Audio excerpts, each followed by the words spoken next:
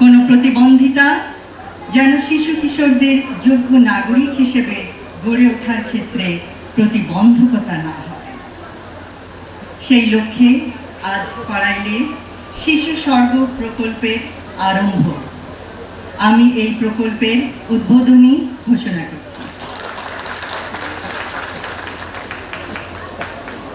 বর্তমান সময়ে বিজ্ঞানের সহায়তায় প্রয়োজন সঠিক ও সময়োপযোগী সহযোগিতা। নির্দিষ্ট সময়ে চিকিৎসা প্রদান করে বিশেষভাবে সক্ষম শিশু কিশোরদের সুপ্ত প্রতিভা বিকাশ সম্ভব। শিশু স্বর্গ প্রকল্প শিশু কিশোরদের মায়েদের জন্য সৃষ্টি করবে সাপোর্ট গ্রুপ। আত্মবিশ্বাসী পারবে বিষণ্ণতার অন্ধকার থেকে মা ও শিশুকে উজ্জ্বল স্বাবলম্বী ভবিষ্যতের দিকে এগিয়ে নিতে।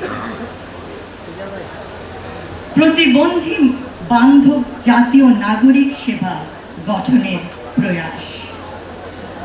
আমরা কিছুক্ষণ আগে শুনলাম বাসে, ট্রেনে, লঞ্চে বিনা ভাড়ায় প্রতিবন্ধী ব্যক্তিদের যাতায়াতের বিধান করা হবে।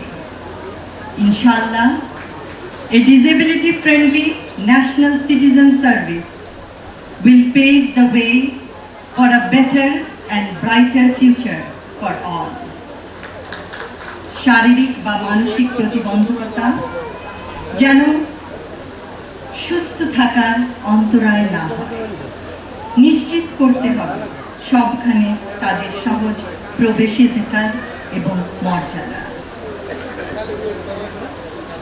সবশেষে আমি শিশু স্বর্গ প্রকল্পের সাথে জড়িত সকল সদস্যকে জানাই আমার আন্তরিক ধন্যবাদ।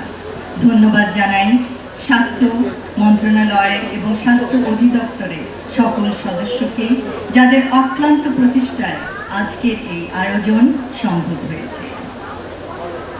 আমরা আশা করব প্রতিটি শিশু সে বিশেষভাবে সক্ষমতা লাভ করলেও সে হবে তার পরিবারের জন্য, সমাজের জন্য, দেশের জন্য অনুকরণীয়, অনুসরণীয় এবং অনুপ্রেরণা দিবে সবাইকে।